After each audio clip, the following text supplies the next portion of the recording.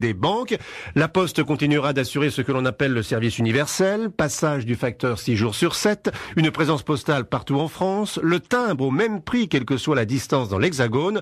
La concurrence, de toute façon, ne pourra qu'améliorer le service rendu, estime le patron du courrier à la Poste, Nicolas Routier. C'est une exigence supplémentaire. Puisque nous sommes totalement en concurrence, nous devons garantir à nos clients une qualité impeccable. Sinon, vous pourrez toujours dire à votre facteur que vous le quitterez dès qu'un concurrent se présentera. Je m'appelle Martine Dogno et je suis responsable régionale de Sud PTT sur l'Auvergne. Moi, je suis Jocelyne Boyer, facteur à Ambert. Moi, Anne-Marie Bonnard, facteur à Saint-Gervais-sous-Mémont, rattachée à la Poste de Vertolaye. Depuis le 1er mars 2010, c'est une société anonyme. Pour autant, le statut de l'entreprise, elle est toujours chargée d'une mission de service public, mais au sens de la directive européenne, c'est-à-dire distribuer le courrier dans tous les points du territoire 6 jours sur 7, avoir des bureaux de proximité qui puissent assurer les services de base de la Poste, et puis voilà, c'est tout. Il y a de plus en plus de services à rendre aux clients, comme ils disent, mais payants. Donc ça veut dire, quand on allait en zone rurale, normalement les facteurs, ils rendent service aux gens qui connaissent. Donc ils amènent les médicaments, ils peuvent amener la baguette de pain. Et là, c'est plus possible. Le portage des médicaments, ça doit être payant. Donc il doit y avoir un contrat entre le pharmacien et la Poste. Et à ce moment-là, si la dame veut se faire livrer ses médicaments, elle doit payer. C'est le pharmacien qui paye. Les contrats sont faits de telle sorte que, normalement, c'est le pharmacien qui paye. Enfin, il y a toujours quelqu'un qui paye. Un envoi de médicaments, c'est autour des 4 €. Et à l'avenir, même, ce qui est dit, à l'avenir, le contact qu'on a avec les clients, le temps qu'on passe avec les clients, si on rentre chez eux, ce service-là, ils veulent à l'avenir le faire payer pour, par exemple, les personnes âgées. Si les personnes âgées sont seules, pour qu'il y ait au moins une fois par jour la présence d'une personne, donc le facteur, et ce service-là serait payant. C'est dans les projets de la Poste. Quel type de service, par exemple ? C'est notre présence, simplement, de voir si la personne va bien, surtout si c'est une personne âgée. Et vous savez, quand il y a eu la canicule, les contrats étaient passés aussi pour que le postier, puisqu'il passe partout, mais ce service-là était aussi payé à la Poste, passe chez les personnes âgées, voir si tout allait bien, si elles n'étaient pas malades, si elles respiraient bien, et voilà, s'inquiéter de leur santé, quoi, tout simplement. Mais ça, c'était même pas un service gratuit, quoi. Ce qui est scandaleux, Ce qui est grave, c'est que normalement, ça va de soi. En tant que facteur, c'est du social aussi. Et ça va de soi que de s'arrêter chez les gens, de prendre un petit peu de leurs nouvelles, ça dure 30 secondes et puis basta, quoi. Mais maintenant, c'est vrai que ça va devenir. C'est le service public nouvelle mode.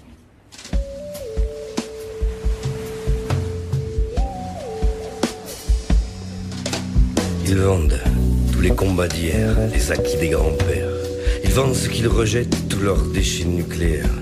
Ils vendent des dictatures et de l'or noir dans les assiettes, des mètres cubes d'air pur, et ils ont décidé que ça s'achète. Ils vendent même le sacré, le visage des guerrieros, les slogans des révolutions en période de promo. Ils vendent les symphonies aux opérateurs de mobile, au pays du tiers-monde, ils vendent leurs vieilles automobiles. Ils vendent tous les progrès passés et leurs vieilles maladies, ne dévoilent jamais les secrets de leur belle pharmacie.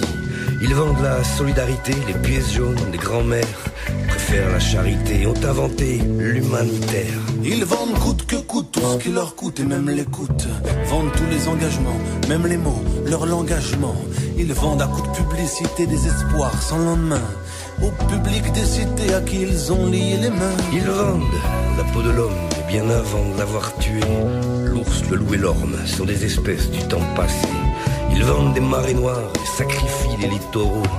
Dans l'arène des gueulards, ils vendent l'agonie des taureaux. Ils vendent de vieilles constitutions aussi malades que leur système. Ils condamnent la contestation dans des tribunaux qu'ils enchaînent. Ils vendent depuis toujours le travail des travailleurs.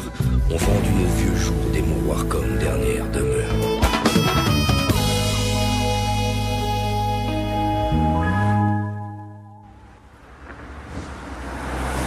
Alors voilà, il est 13h30 et on se trouve dans la zone industrielle d'Ambert, un peu à l'extérieur de la ville.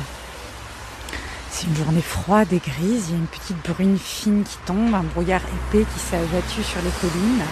Et on est venu ici parce que dans la zone industrielle se trouvent les Restos du Cœur d'Ambert. Selon l'INSEE, plus d'1 Auvergnat sur 8 se trouve sous le seuil de pauvreté. Et l'Auvergne fait partie d'une des régions les plus pauvres de France. Alors on va se diriger vers les Restos du Cœur, qui se trouvent donc dans une petite rue, dans la zone industrielle, derrière une fabrication de céramique. Voilà, ville morte, campagne déserte, mais pas du tout. Il y a des endroits où il y a beaucoup de monde.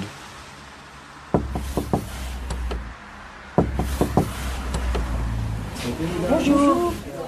Voilà, on offre le café aux gens, un petit peu d'accueil, on leur monte un peu le moral s'il y en a besoin.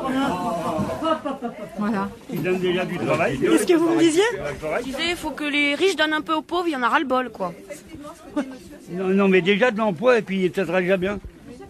Parce que s'il y avait de l'emploi, ben, les gens, il y aurait beaucoup moins de gens ici à venir commander, là, ça c'est clair. Hein. Faut pas croire que ça fait plaisir, ça nous fait plaisir de venir ici, c'est clair. Ça, hein. Vous êtes à la recherche d'un emploi ? Non, je suis en retraite, mais je travaillerai encore. S'il faut, mais j'ai 2 gamins qui sont à l'école encore, alors hein, c'est ça le problème. Moi je suis à la recherche d'un emploi, mais bon, il n'y en a pas, quoi. Ici c'est que des contrats d'insertion, des petits contrats de 20 heures par semaine, quoi. Donc pour vivre après, c'est impossible avec 700 €. Non, puis bon, c'est vrai que la région elle est vachement sinistrée parce qu'on est quand même une sous-préfecture.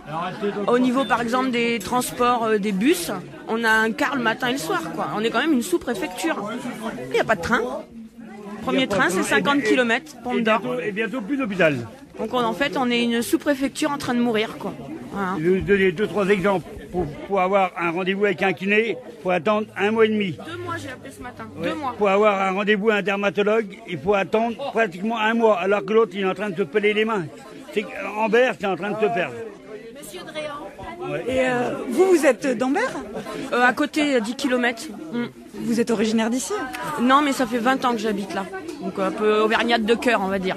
Vous appelez comment ? Caroline Revaux.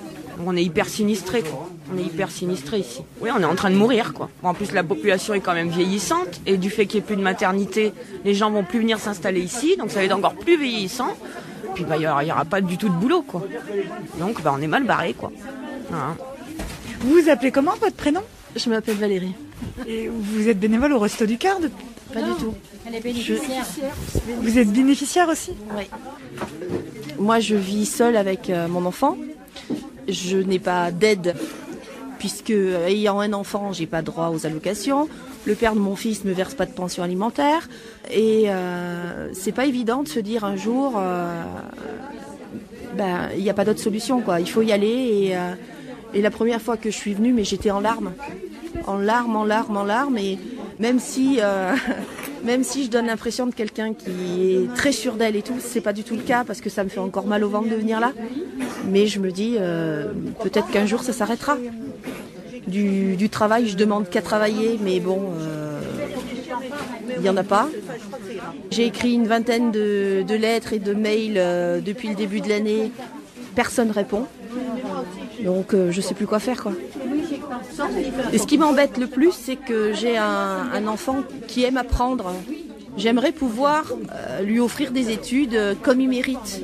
Et ma hantise, c'est d'un jour de ne pas pouvoir arriver à payer et qu'il soit obligé d'arrêter ses études. Ça, j'arrive pas.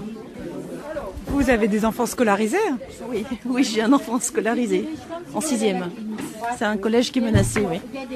Donc oui, je me bats parce que si tout le monde déserte les collèges ruraux, il n'y aura plus de travail, il y aura plus rien. C'est un cercle vicieux. Les collèges, ils les ferment dans les milieux ruraux et à côté de ça, ils vont construire des établissements sur Clermont où ils sont surpeuplés et où les classes, c'est plus de 30 élèves par classe. C'est vrai ce que tu dis, Valérie, parce que un enfant qui va étudier dans une classe où il y a peu d'enfants, il aura moins d'échecs scolaires, alors qu'un gamin de banlieue lyonnaise ou parisienne ou de banlieue de ville tout court, il va galérer parce qu'il y aura 40 élèves par classe, quoi. Donc s'il a une marge de retard, on va le laisser dans sa marge de retard qu'il n'arrivera jamais à rattraper. Et vous, dans la classe de votre fils, ils sont combien d'élèves ? À l'heure actuelle, ils sont 20 élèves. Alors j'espère que la réunion qui a lieu jeudi, elle apportera quelque chose.